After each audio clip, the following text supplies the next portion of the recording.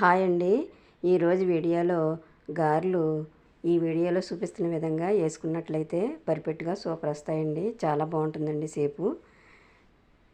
గారె వేయడానికి చాలా సులువైన పద్ధతి అండి ఈ పద్ధతి.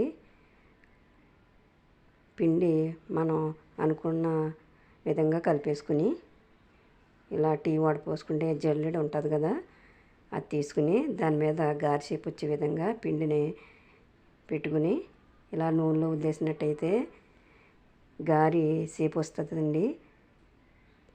ఇలా వేసుకున్నట్లయితే చాలా నీట్గా వస్తాయండి గారెలు. ఈ విధంగా ట్రై చేయండి. ఈసారి గారెలు వేసేటప్పుడు చాలా బాగుంటాయండి. ఈ విధంగా వేసుకున్నట్లయితే ఎన్ని గారెలైనా ఈజీగా వేసేయచ్చండి. వీడియో కనుక నచ్చితే లైక్ చేయండి, షేర్ చేయండి, సబ్స్క్రైబ్ చేసుకోండి మై ఛానల్ని.